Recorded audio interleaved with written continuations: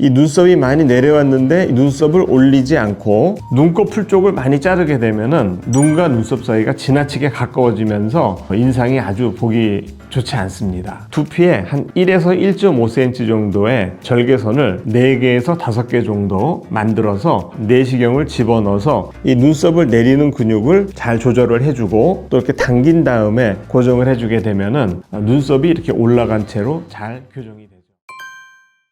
지난 시간에는 상안검 성형수술에 대해서 살펴보았습니다. 오늘 이 시간에는 하안검 성형에 대해서 한번 살펴보려고 합니다. 먼저 하안검 성형수술 이렇게 얘기하면 상안검과 하안검이 뭐가 다르냐 이렇게 궁금해 하실 수가 있을 것 같아요. 눈꺼풀 위쪽을 수술하는 것을 상안검 성형수술이라고 한다면 아랫 눈꺼풀을 수술하는 것을 하안검 성형수술이다 이렇게 얘기합니다. 하안검 성형수술에도 상당히 많은 종류의 수술들이 있습니다. 오늘은 각각 어떤 수술이 적합한지 또 어떤 수술 방법이 있는지 한번 살펴보도록 하겠습니다.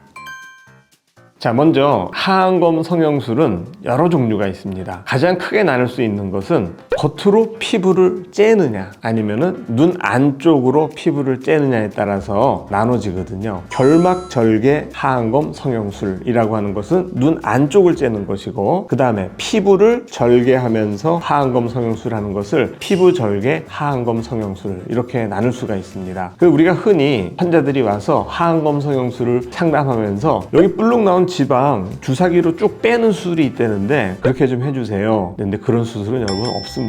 잘못 알고 오시는 경우가 많은데, 먼저 가장 간단한 것은 결막을 절개하는 겁니다. 눈을 뒤집어서 안쪽에 결막을 째고 그 안쪽에 있는 지방이 불룩한 거를 좀 제거하거나 지방을 재배치하는 수술인데, 이 경우는 한 가지 단점이 있습니다. 처진 피부를 제거할 수가 없죠. 그 다음에 직장인이라서 회복할 시간이 별로 없는 경우, 이런 경우에는 30분, 40분에 걸쳐서 잠시 수면 마취를 하고 좋은 결과가 나올 수 있습니다. 그러나 중년 이후에 대부분의 하안검 성형술이라고 한다면 눈꺼풀에 처짐이 심하고 지방도 불룩하고 또 불룩한 지방이 아래쪽으로 쑥 꺼지면서 보기 싫은 그런 경우에 주로 하안검 성형수술의 대상이 됩니다. 자, 이런 경우는 겉으로 째는 것을 추천을 드립니다. 많이 있는 지방은 일부 빼고 또 뺀 지방을 이용할 수도 있고, 또 안쪽에 있는 지방을 아래로 내려서 눈물 고랑 쪽에다가 지방을 재배치할 수가 있는 것입니다.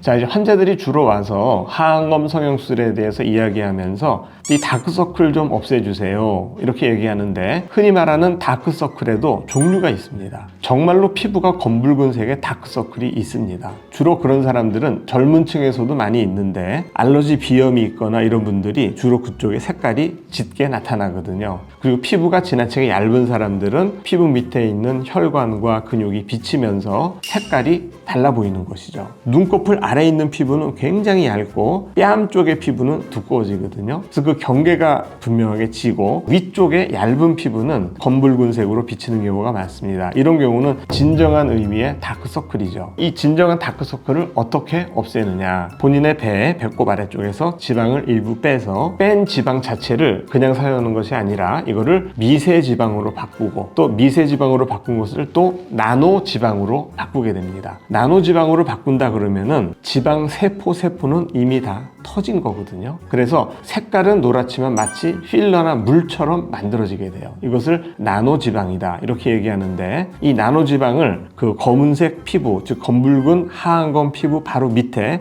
주입을 하게 되면은 피부와 비슷한 색으로 밑에 한번 노란색으로 페인팅을 하는 것입니다. 그래서 색깔이 많이 옅어지고 거의 피부색으로 돌아오게 하는 그런 나노지방 이식술이 가장 좋은 방법이라고 이야기할 수 있고요.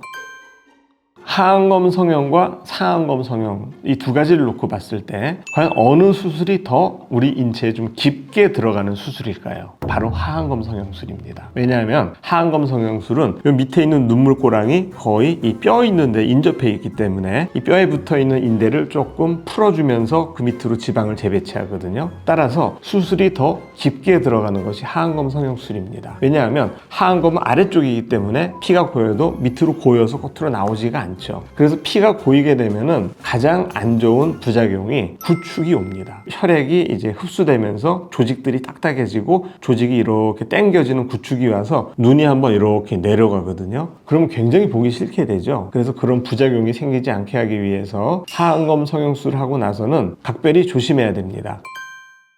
자, 여러분, 오늘은 이 하안검 성형수술에 대해서 한번 살펴보았습니다. 어떤 종류가 있는지, 어떻게 수술하는지, 또 수술에 어떤 부작용들이 있는지, 어떤 걸 조심해야 되는지 이런 걸 잘 살펴보았습니다. 그러면 다음 시간에는 30, 40 이 나이대에 있는 사람들이 과연 어떤 수술을 하면 좋을지, 어떻게 선택하면 좋을지 이런 내용을 한번 다뤄볼까 합니다. 남자분들은 대부분 직장 생활을 열심히 하고 있을 것이고, 또 이 나이대에 여성분들은 자녀를 낳고 출산으로 인해서 살도 좀 쪄 있고 육아 때문에 굉장히 힘들죠. 자, 이런 분들한테 과연 어떤 수술을 하면 효과가 있을지 이런 것을 한번 살펴보도록 하겠습니다.